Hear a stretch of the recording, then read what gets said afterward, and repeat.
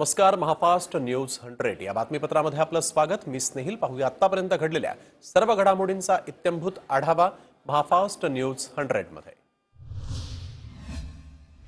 75 वयापेक्षा जास्त वय असणाऱ्यांसाठी करमाफीची घोषणा निर्मला सीतारामन यांनी केलेली आहे. फक्त पेन्शन्सनं कमाई असलेल्यांना कर भरावा लागणार नाहीये. देशाला स्वातंत्र्य मिळून 75 वर्ष झाल्याच्या पार्श्वभूमीवर हा निर्णय घेण्यात आला. यंदाच्या अर्थसंकल्पात कर रचनेत कसलेही बदल करण्यात आलेले नाहीयेत. जुनेच आयकर स्लॅब कायम राहणार आहेत. फक्त 75 वर्षांवरील नागरिकांना काहीशी सवलत दिली गेली. 32 राज्य आणि केंद्रशासित प्रदेशामध्ये वन नेशन वन रेशन हा उपक्रम राबवला जाणार आहे. वन नेशन वन रेशनचा स्थलांतरित मजुरांना लाभ होणार आहे. स्थलांतरित मजुरांसाठी स्वतंत्र पोर्टल सुरू केलं जाईल, अशी माहिती निर्मला सीतारामन यांनी दिली. रेल्वेसाठी 1,10,055 कोटींची तरतूद करण्यात आली आहे.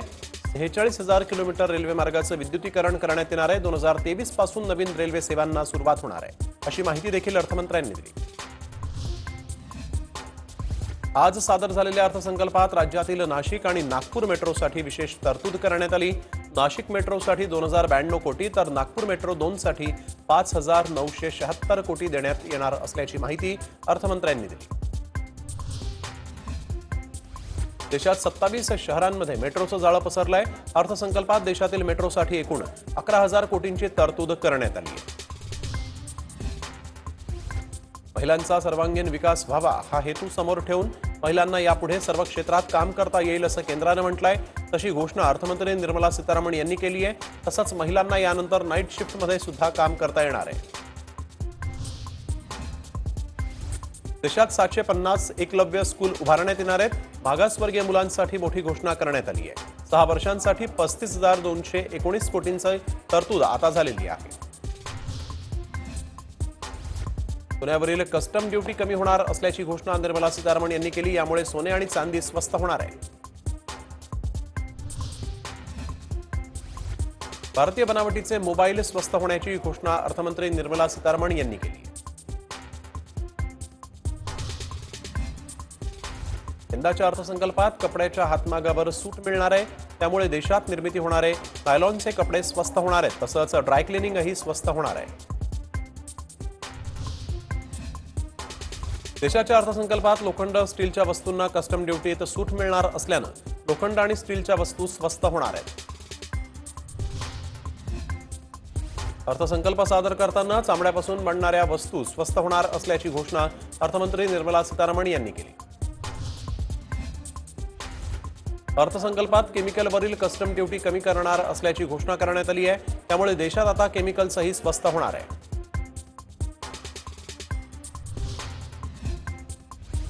तांब्यावरील कस्टम ड्युटीत सूट मिळणार आहे. तांब्याच्या वस्तू स्वस्त होणार असल्याची घोषणा अर्थसंकल्पात करण्यात आलेली आहे.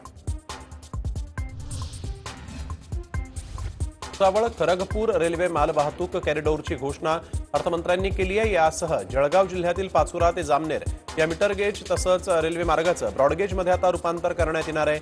भुसावळ ते खरगपूर कॉरिडॉर हा जळगाव जिल्ह्याच्या दृष्टीनं शिक्षणासह व्यापार उद्योगाच्या दृष्टीनं महत्त्वपूर्ण आहे. त्या मोबाईलच्या सुट्ट्या भागांना 0% कस्टम ड्युटी होती, ती आता 2.5% इतकी करण्यात आली आहे. त्यामुळे विदेशी मोबाईल महाग होणार आहेत.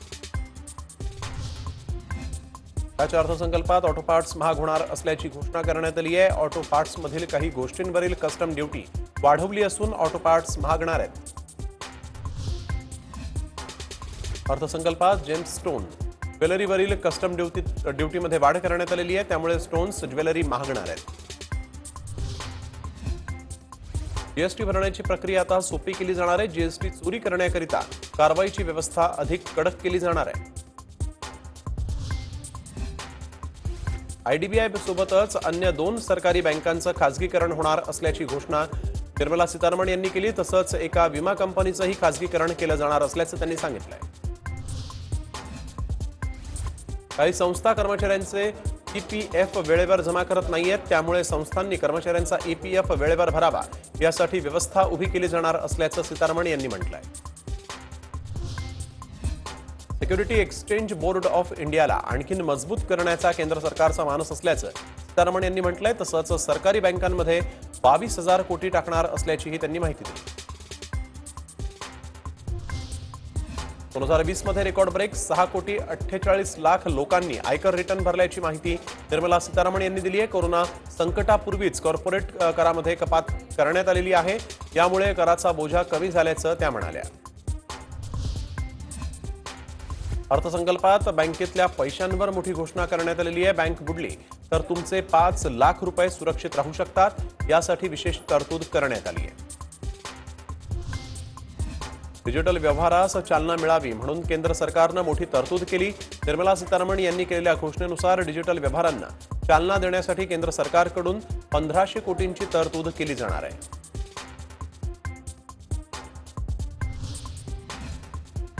जागतिक आरोग्य संघटनेनं नेहमीच स्वच्छ पाणी पुरवठ्यावर भर दिला आहे. यासाठी जलजीवन मिशन लॉन्च केलं जाणार आहे अशी माहिती अर्थमंत्र्यांनी दिली आहे. या अर्थसंकल्पात आरोग्यासाठीची तरतूद मोठ्या प्रमाणात वाढवली आहे असंही यापुढे त्या म्हणाल्या.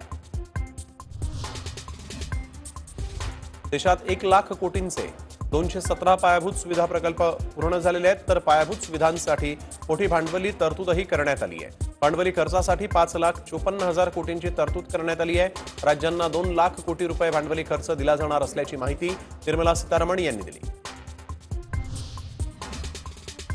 एमएसपीमध्ये मूलभूत परिवर्तन करण्यात आलेलं आहे. शेतकऱ्यांच्या उत्पादित मालाची खरेदी जोरात सुरू असून शेतकऱ्यांच्या हितासाठी सरकार प्रयत्न करत असल्याचं अर्थमंत्र्यांनी सांगितलं. शेतकऱ्यांना 1.5 पट भाव देण्याचा प्रयत्न आहे. शेतकऱ्यांच्या कर्जासाठी यंदाच्या अर्थसंकल्पात तरतूद करण्यात आली आहे. 16.5 लाख कोटींची तरतूद करण्यात आली.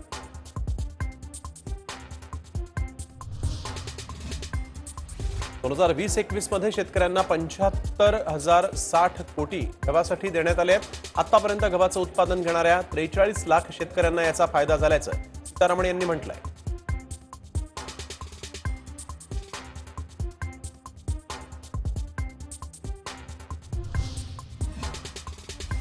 व्यवसायाला गती देण्यासाठी देशभरात 5 फिशिंग हब तयार केले जाणार आहेत. तामिळनाडूमध्ये फिश लँडिंग सेंटरचा विकास करणार असल्याची माहिती अर्थमंत्री निर्मला सीतारामन यांनी दिली. गरीब कल्याण योजनेचा 2.76 कोटी गरिबांना लाभ झाल्याची माहिती अर्थमंत्र्यांनी दिली आहे. शेतकऱ्यांचं उत्पन्न दुप्पट करणार असून आत्मनिर्भर भारतामध्ये युवकांना संधी दिली जाणार असल्याचंही त्यांनी म्हटलंय. यंदा स्वातंत्र्याचा अमृतोत्सव साजरा होणार असल्याचंही यापुढे त्या म्हणाल्या. देश मोठ्या संकटात असताना हा अर्थसंकल्प आलेला आहे. कोरोना काळात पंतप्रधान मोदी यांनी गरिबांना गॅस रेशनची व्यवस्था करून दिली असंही अर्थमंत्री म्हणाल्या.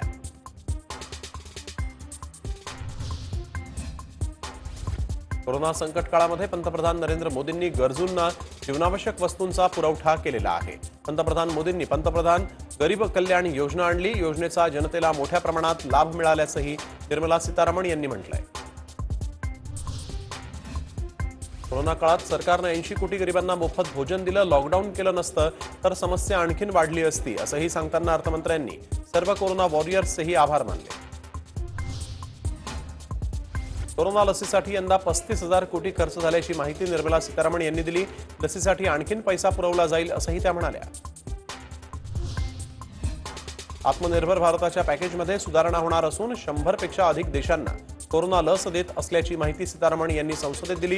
कोरोना काळामध्ये सरकारनं गरिबांना मदत केली असून 80 कोटी लोकांना मोफत अन्न देण्यात आलेलं आहे. तसंच 8 कोटी लोकांना मोफत गॅस कनेक्शन दिल्याचीही माहिती यावेळेस त्यांनी दिली. परवडणाऱ्या घरांवरील व्याज मर्यादेत 1 वर्षापर्यंत सूट वाढवण्यात आली आहे. परवडणारी घरं आणि भाड्याच्या घरांवर जुलै 2019 मध्ये 1.5 लाख व्याजावरच्या करात सूट देण्यात आली आहे. जर तुम्ही घर खरेदी करत असाल तर तुम्ही जे कर्ज 2022 पर्यंत घ्याल त्यावर ही सुविधा आता मिळणार आहे. 15,000 शाळांचा स्तर सुधारण्यात येणार आहे. 100 नवे खासगी सैनिक स्कूल उभारण्यात येणार आहेत. राष्ट्रीय प्रशिक्षणासाठी 3,000 कोटींची तरतूद करण्यात आली आहे. अर्थसंकल्पात देशातील पहिल्या डिजिटल जनगणनेची घोषणा करण्यात आली आहे. पहिल्या डिजिटल जनगणनेसाठी केंद्राकडून 3,768 कोटींची तरतूद करण्यात आली.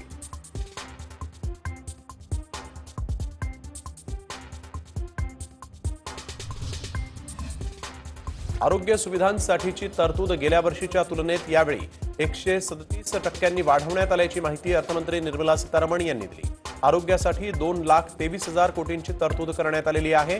94,000 कोटींवरून यंदा थेट 2,23,000 कोटींची तरतूद केल्याची माहिती त्यांनी दिली आहे. सोलार उत्पादनांवरील कस्टम ड्युटी वाढवली जाण्याची शक्यता आहे. भारतातील सोलार उपकरणांमध्ये वाढ व्हावी यासाठी आयात होणाऱ्या उपकरणांवरील कस्टम ड्युटी वाढवण्यात येणार आहे.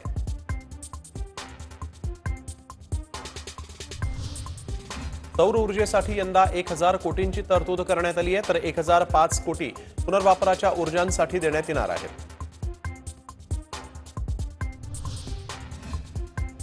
अर्थमंत्री निर्मला सीतारामन यांनी बजेटमध्ये देशात 7 नवे टेक्स्टाईल पार्क उभारले जातील अशी घोषणा केली. कापड निर्मितीत निर्यातीला चालना देण्याचा प्रयत्न करण्यात येईल असंही अर्थमंत्री म्हणाल्या.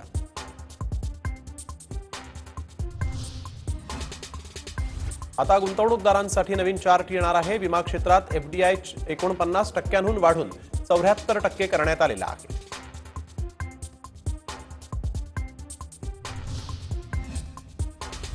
वीज वितरण क्षेत्रासाठी 3,05,984 कोटींच्या तरतुदीसह नव्या योजनेला सुरुवात करण्यात आलेली आहे. आता 2021-22 साठी एक हायड्रोजन एनर्जी मिशन सुरू करण्याचा प्रस्ताव आणि ग्रीन पॉवरच्या माध्यमातून हायड्रोजनची निर्मिती करणार असल्याचं अर्थमंत्र्यांनी सांगितलं. कोरोनामुळे देशाला आर्थिक पातळीवर मोठा फटका बसलाय. अशा आपत्कालीन स्थितीला तोंड देण्यासाठी म्हणून केंद्र सरकारनं आपत्कालीन निधीत भरीव वाढ केलेली आहे. आपत्कालीन निधी 500 कोटींवरून 30,000 कोटींपर्यंत वाढवण्यात आलेला आहे. नागरी बस वाहतुकीसाठी 18,000 कोटींची घोषणा करण्यात आली आहे. शहरांना 20,000 बसेस पुरवण्यात येणार आहेत. स्वच्छ हवेसाठी तरतूद करण्यात आलेली आहे. वाहन स्क्रॅपिंग धोरणामध्ये बदल करण्यात आलेला आहे. या धोरणाची सविस्तर माहिती लवकरच शेअर केली जाईल अशी माहिती निर्मला सीतारामन यांनी दिली. देशात कचऱ्याची समस्या मोठी बनली असून कचऱ्याची योग्य विल्हेवाट लावण्यासाठी तरतूद करण्यात आली आहे. 1,78,000 कोटींचा निधी त्यासाठी मंजूर करण्यात आला आहे. BPCL, air India, SCI, IDBI आणि इतर सार्वजनिक क्षेत्रातील कंपन्यांमध्ये निर्गुंतवणूक करण्यात येणार आहे असं देखील यावेळेस अर्थमंत्र्यांनी सांगितलंय. कोरोना काळामध्ये जानेवारी महिन्यात जीएसटी करातून विक्रमी 1.20 लाख कोटींचा महसूल मिळाला. जानेवारीतील जीएसटी संकलन गेल्या वर्षीच्या जानेवारीच्या महसुलापेक्षा 8% जास्त आहे. जुलै 2017 मध्ये जीएसटी लागू झाल्यापासून हे सर्वाधिक कर संकलन असल्याचं अर्थ मंत्रालयानं म्हटलेलं आहे. 2021 मध्ये 34.83 लाख कोटी खर्चाचा अनुमान लावण्यात येतोय. आर्थिक वर्षात जीडीपी 6.5% घटण्याचा अनुमान आहे. 2020-21 मध्ये 9% घट झाली.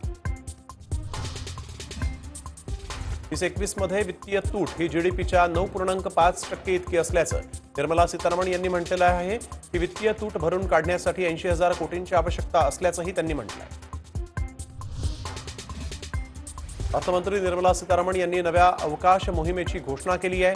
न्यू स्पेस इंडिया लिमिटेड यंदा PSLV तसंच CS51 लॉन्च करणार आहे. त्याचसोबत गगनयान या मानवविरहित मोहिमेचं प्रक्षेपण डिसेंबरमध्ये होणार असल्याची माहिती सीतारामन यांनी दिली. केरळात 65,000 कोटींचे रस्ते बांधण्यात येणार आहेत, तर पश्चिम बंगालमध्ये 6,075 किलोमीटरचे रस्ते बांधण्यासाठी 25,000 कोटी रुपये देण्यात आले. उज्ज्वला योजनेअंतर्गत जम्मू काश्मीरमध्ये गॅस पाईपलाईन योजनेची सुरुवात करण्यात येणार आहे. उज्ज्वला योजनेचा आतापर्यंत 1 कोटीहून अधिक नागरिकांनी लाभ घेतल्याचं अर्थमंत्री निर्मला सीतारामन यांनी बजेटच्या भाषणादरम्यान सांगितलंय. अर्थमंत्री निर्मला सीतारामन यांनी बजेटमध्ये मोठी घोषणा केली. देशभरात जवळपास 100 नव्या सैनिकी शाळा उभारण्यासाठी बजेटमध्ये तरतूद करण्यात आली. त्याचसोबत लेहमध्ये केंद्रीय विद्यापीठ बनवण्याची घोषणा अर्थमंत्र्यांनी केली आहे. जुन्या कर प्रकरणातल्या तपासासाठी 3 वर्षांचे रेकॉर्ड तपासले जाणार आहेत. याआधी 6 वर्षांचे रेकॉर्ड तपासले जात होते. कोरोना संकटामुळे जागतिक अर्थव्यवस्था संकटात आहे असं निर्मला सीतारामन यांनी म्हटलंय. कोरोना विरुद्धचा लढा 2021 मध्ये सुरूच राहील. या काळात भारत हा एक आशेचा किरण बनला असंही त्या म्हणाल्या. त्याचा अर्थसंकल्प सादर झाल्यानंतर शेअर बाजार आणि निफ्टी उसळली घेते. सेन्सेक्स 1500 अंकांनी वधारला असून निफ्टीनं 400 अंकांनी उसळी घेतली.